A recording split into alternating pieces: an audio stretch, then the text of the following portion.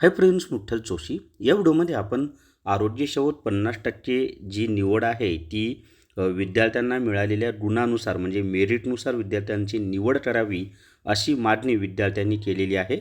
आणि त्या संदर्भात वर्तमानपत्रामध्ये बातमी पण आलेली आहे. तर नेमकी काय मागणी आहे, हा काय प्रकार आहे, ती सर्व माहिती आपण या व्हिडिओमध्ये पाहूयात. व्हिडिओला सर्वांनी लाईक करा, शेअर करा आणि Vitthal Joshi YouTube channel subscribe करा. जर तुम्हाला BMCसाठी ई-बुक घ्यायचा असेल तर प्ले स्टोअरवरून विठ्ठल जोशी ॲप डाउनलोड करा आणि BMC ई-बुक विकत घ्या.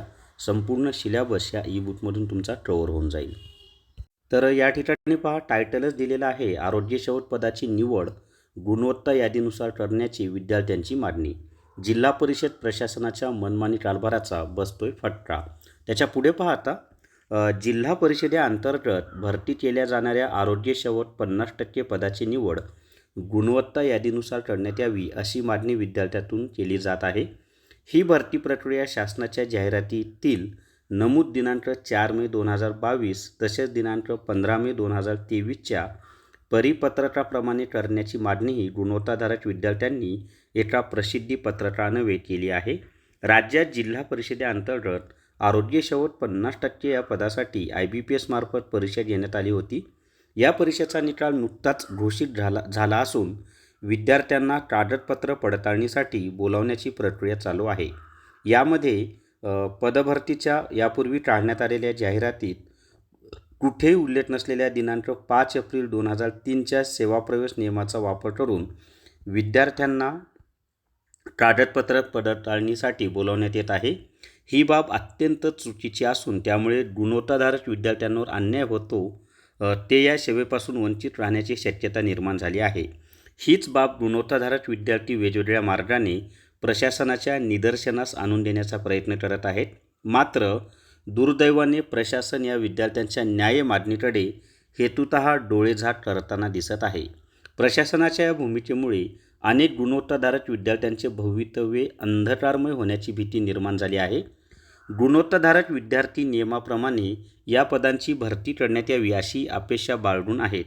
तसेच जाहिरातीतील नमूद प्राधान्य शब्दाच्या चुकीच्या अर्थामुळे प्रशासनात गोंधळ उडाला असून प्रशासनाच्या या गोंधळाची शिक्षा गुणवत्ताधारक विद्यार्थ्यांना सहन करण्याची वेळ येते की काय असे दिसून येत आहे.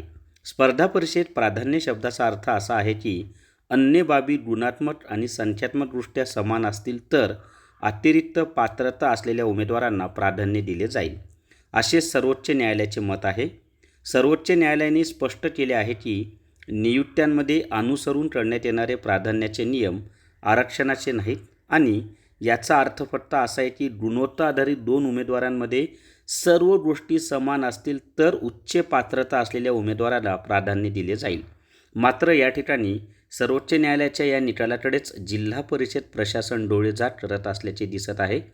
जिल्हा परिषद प्रशासन जर या निकषाप्रमाणे काम करत नसेल तर गुणवत्ताधारक विद्यार्थ्यांनी प्रशासनाच्या विरोधात तीव्र आंदोलन करण्याचा इशारा दिला आहे. तर अशा पद्धतीने ही एक बातमी आलेली आहे. विद्यार्थ्यांनी इशारा दिलेला आहे की इशारा दिला आणि मागणी केली की गुणवत्तेनुसारच या उमेदवारांना घेण्यात यावं. आता पाहूयात प्रशासन याचा काय विचार करतं ते. तर या व्हिडिओमध्ये एवढीच माहिती. या व्हिडिओला सर्वांनी लाईक करा, शेअर करा आणि Vitthal Joshi YouTube channel subscribe करा. Thank you very much.